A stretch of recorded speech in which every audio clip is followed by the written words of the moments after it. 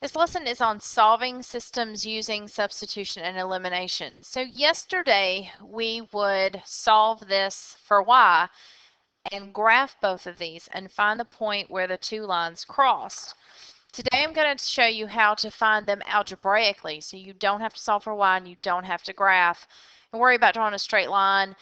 This is an algebraic way to figure out where the two lines cross. You're still finding the same thing.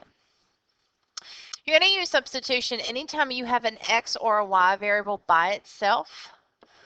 This is what it equals. So x equals a negative 2y minus 2. That means everywhere I see an x, I can substitute this in for it because they're equal. So down here where I see this x, I'm going to take him out and put this in its place. Again, because x and negative 2y minus 2 are equal. So 3, substitute that in, minus 2y equals 10. Now I'm going to distribute. Combine my like terms, so the negative 6y and the negative 2 would be a negative 8y.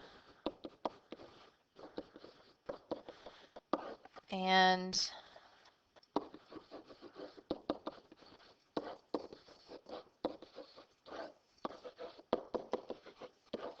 so y equals a negative 2.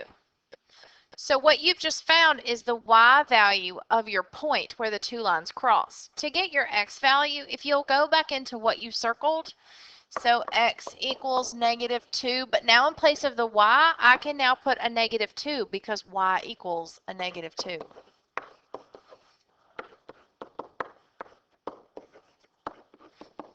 And so now I know that x is 2. So now that I know what x is and what y is, I know the point where the two lines cross. Remember, it's always x comma y. So these two lines, if I were to graph them, would cross at the point 2, negative 2. But I can do this without graphing. Okay, number 2, again, this is a substitution problem because I have a variable by itself. This time it's a y. This is my substitute because they're equal to each other. So come down here and I'm going to substitute this in for the y. So I'm going to take the y out and put the negative 3x plus 7 in his place. So 4x plus 2, take the y out, substitute that in, and then I just clean. Distribute my 2. Combine my like terms, so I have a positive 4x and a negative 6x. That's negative 2x.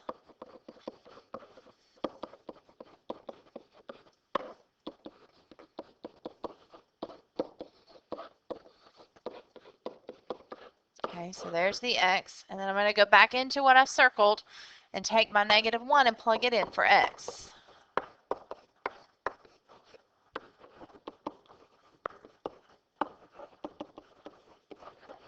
So the point where the two lines cross is negative 110. Okay, number 3, again, this is substitution. This is my variable that's by itself. This is what he equals, so that's who we're going to substitute. So I'm going to find my y, and I'm going to put this in its place. So 3x minus 3, 5 minus 2x.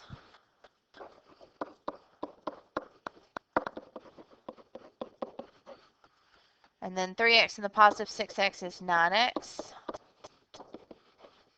Add 15.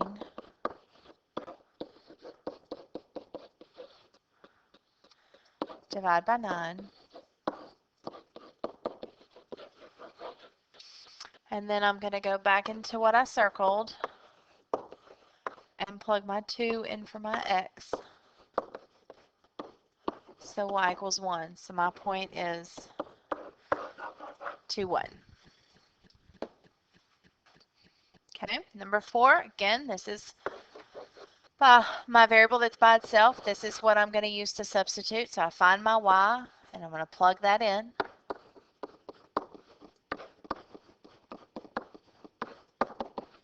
And then I'm going to distribute my negative 2. Watch your signs. Okay, and then what happens? I have a 12x and a negative 12x, and they are going to cancel and completely cross each other out. This is what I'm left with. I don't have any x's, any y's. This is what I'm left with. Well, if you'll remember from yesterday when we solved them by graphing, we said there were 3 types of solution. Number 1, you could have a point. And number 2, you could have no solution because the lines are parallel. And number 3, you could have infinite solutions because they are the same line. Well, when all your variables go away, it's one of these 2. Don't jump the gun and say it's no solution. You have to look at what you're left with. If what you're left with is a false statement, which this is, 10 does not equal 3, it's a false statement, then we are no solution. But if what you're left with is a true statement, then it would be infinite solutions. So if I happen to be left with 3 equals 3, and that's a true statement, then the answer would be infinite solutions. Okay, elimination. So on this one, when you think of the word eliminate, you think of something's going to cancel.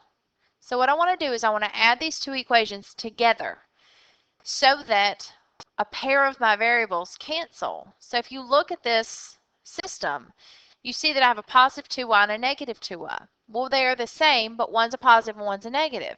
So if I were to add my 2 equations together, so 1x plus 3x gives me 4x, these are going to eliminate. They're going to cancel. And then a negative 2 and a 10 is an 8. Divide by 4, x equals 2. That's fast. But we're not done. Remember, this is just the x value of my point. So now I can take this x and I can put it here or here. And it doesn't matter, you're going to get the same answer. So you want to plug it into the one that has the least amount of work. So we'll go into the top one. So x is 2.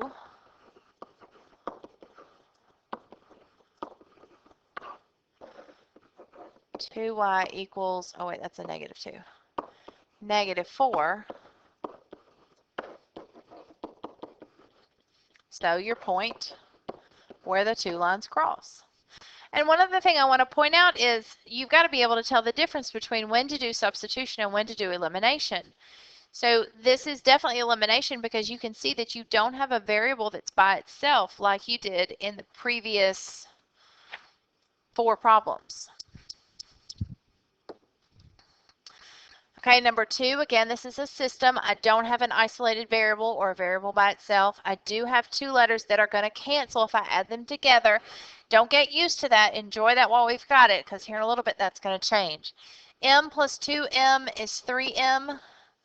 Those are going to cancel because they are exactly the same, but one's a positive, one's a negative. And 6 plus 3 is 9. Divide by 3. M is 3. So I can either plug him there or there. I'm going to go into the top because I think it looks easier. So 3 plus n equals 6. Subtract your 3. N equals 3. And then a lot of people get confused here because I know they're both 3. So your point's going to be 3, 3 either way. The question is which one comes first if it's not an x and a y. And the answer is it's always alphabetical. So m and then n. Okay, number 3, definitely not a substitution problem, and this is an elimination problem, but you'll notice that we don't have 2 variables that are going to eliminate for us. So we have to make it so that something will cancel. So look at your x's. If I got my x's to cancel, what would need to change? What could I multiply by to make them the same? And I could turn them both into an 8x. The top one is fine because he's already an 8x. The bottom one, if I multiplied the whole bottom equation by a positive 4, wouldn't that make this term a negative 8x? And then it would cancel with that term. So that's one option. Another option is look at the y's. If you look at the y's, I have one that's a 1y and one that's a 3y. Well, I can turn them both into a 3y. He's good. But what do you need to multiply him by so that he'll cancel with this guy? And the answer is a negative 3. Now, why has he got to be negative? Well, I need him to be a 3y, but I need one to be positive and one to be negative. And since the bottom one's already positive, we'll slap a negative on this 3 that we're going to multiply by just to change him. And you can do either way. You can do your x's or your y's. It doesn't matter. I'm going to go ahead and do my y's since it's already written up there. So I'm going to multiply the whole top equation by negative 3. So negative 24x minus 3y equals a negative 36. And then negative 2x plus 3y equals 10. And you can see that those are going to cancel. That was the whole point of what we did. So now I'll just add everything else up. Well, this is a negative 26x equals a negative 26. Divide. And I got x to be 1. So now I can take my x and plug it there or there. Let's see. Let's go top. So 8 times 1 plus y equals 12. 8 times 1 is 8.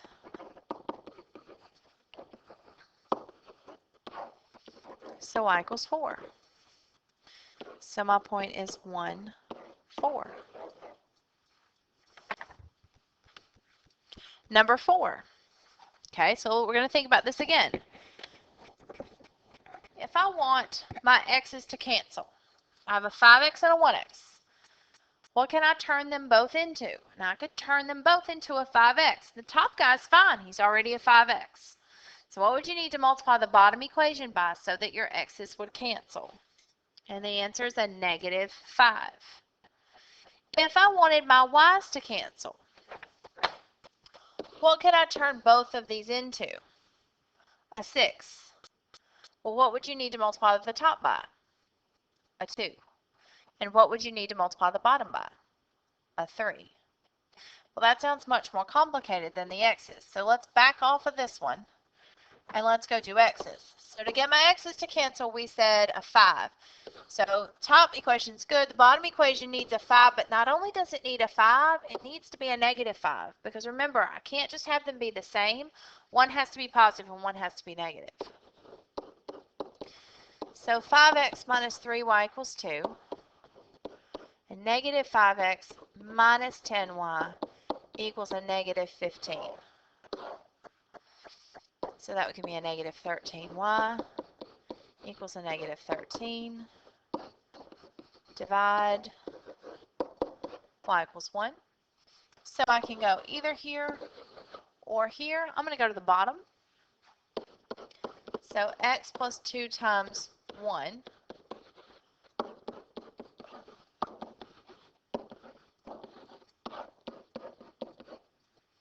so my answer is 1, 1.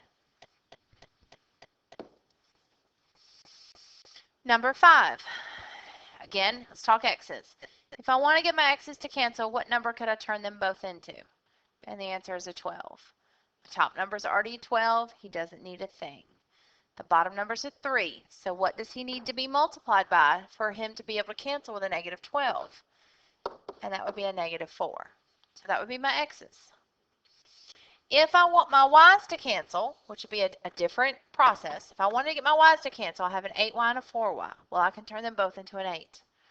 So I would need to multiply this guy by negative 2. Either way, it doesn't matter. I'm going to stay here and do the y's. So 12x plus 8y equals negative 8. And negative 6x minus 8y equals negative 4. Those cancel. 6x equals negative 12. X equals a negative 2. I can plug it here or here. I'm going to go to the bottom because I think it's easier.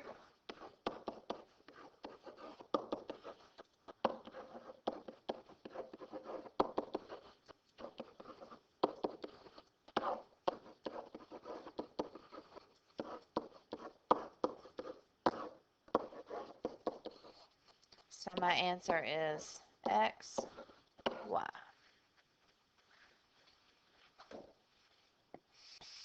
Okay, number 6. If I want to get my x's to cancel, I have a 6 and an 8. You've really got to know your multiplication facts to be able to figure this out quickly. So what will a 6 and an 8 both go into? Well, they will both turn into, let's see, I can't go 16 or 18. I can go 24. I can turn them both into a 24. So if I multiply the top by what to become a 24? He would need a 4. and the bottom would need to be multiplied by what to become a 24? And that would be a 3, and one of them would need to be negative. So that's one way you can go, and that would be perfectly fine, absolutely fine. I'm just going to show you with the y's, just so you can see it again with the y's. So I have a 3y and a 5y. What can I turn the y's into so that they'll cancel? So I have a 3 and a 5. I can get them both up to a 15. So what do I need to multiply him by to become a 15? And that would be a 5. And what do I need to multiply him by to become a 15? And that would be a 3. Unfortunately, that would give me two positive 15s, which would not cancel. So one of these two numbers needs to be negative to make somebody cancel. Now, my options were with the x's a 24 and with the y's a 15. I'm going to go with the 15 just because it makes my number smaller. So I'm going to stay right here with this. So the top equation I'm going to multiply by 5.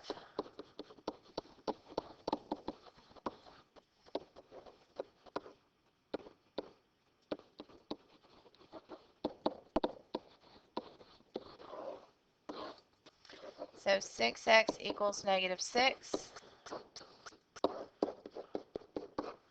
Okay, then I can go here or here. I'm going to go to the top because I think the numbers are smaller. So 6 times negative 1 plus 3y equals 6. So negative 6 plus 3y equals 6. Add 6. 3y equals 12. Y equals 4. There you go. Okay. Next problem.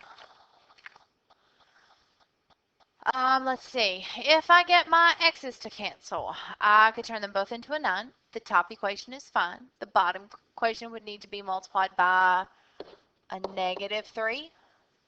If I want my y's to cancel, I can turn them both into a 12. Again, the top is fine, and the bottom would need to be multiplied by a negative 3. All right, so let's multiply the bottom by negative 3 and see what happens. So the top equation is staying put. The bottom equation is getting multiplied by a negative 3. What happens? The x's cancel and the y's cancel. Well, do you remember our three solutions? We have a point, we have no solution, and we have infinite solutions. We said a point, those are all the ones we've been doing. This is when you get a false statement, and this is when you get a true statement. So let's look. On this side of the equals, I have a 0 because everything cancels. And on this side of the equals, I have a 9. That is definitely a false statement. So this is no solution, which means these two lines, if I were to graph them, would be parallel and never touch. Okay, last problem. So if I want my x's to cancel, I'm going to turn them both into a 10. So multiply the top by 5. It's already got the negative. Just needs a 5. If I want my y's to cancel, I would get them up to a 20. So again, I would multiply the top by 5. So either way, we're multiplying by 5. And then I slide the bottom equation back up under. And then you can see it. These are going to cancel and these cancel. So I have 0 equals. The question is, what happens on the other side? Well, these 10s also cancel. So I get 0 equals 0, which is a true statement. So this is infinite solutions.